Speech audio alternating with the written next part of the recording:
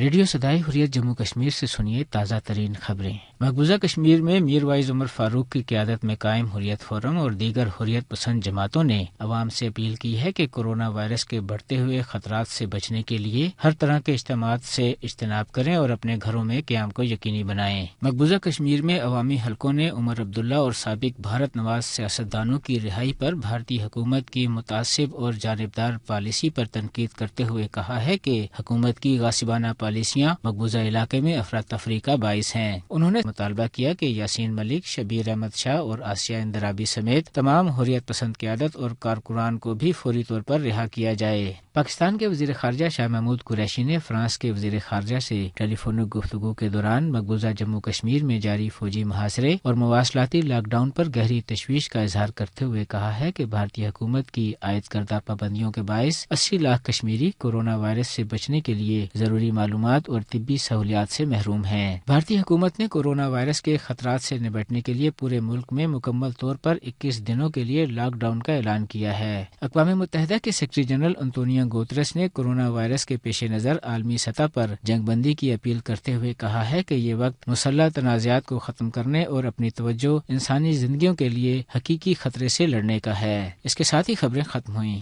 مقبوضہ ریاست جموں کشمیر اور پورے بھارت میں جو کچھ آج ہو رہا ہے وہ ایک فسطائی حکومت ہی کر سکتی ہے۔ دنیا کے طول و عرض میں حکومتیں اپنے شہریوں کو کورونا وائرس سے بچانے کے لیے اقدامات میں مصروف ہیں، لیکن مقبوضہ ریاست جموں کشمیر میں مودی سرکار کی قابض فوج اور RSS کے وردی پوش گنڈے محاصرہ اور خانہ تلاشیوں کے نام پر نہتے شہریوں کو ہراساں کر رہی ہے۔ اس مقبوضہ علاقے میں مودی سرکار کے سیاہ کارناموں کے بارے میں بھارت کے حزب مخالف رہنما مینش تیواری بھی خاموش نہ رہ سکے۔ 5 اور 6 اگست کو بہت بڑی تراشتی ہوئی۔ یہ پہلی بار ایسا ہوا ہے آزاد بھارت کے اتہاس میں کہ ایک پردیش کو وبھاجت کر کے 2 کیندر شاست پردیشوں میں بانٹ دیا گیا۔ یہ کسی کوٹ نیتی کے تحت نہیں کیا گیا، یہ بہت ہی ایک سنکیرن وچاراتمک درشٹی سے کیا گیا ہے جس کے بہت دورگامی پرینام اس دیش کو بھگتنے پڑیں گے۔ سرکار نے جموں کشمیر کے لوگوں کو ایک سندیش بھیجا اور وہ سندیش یہ ہے کہ ہم کو بھومی چاہیے، عوام نہیں چاہیے۔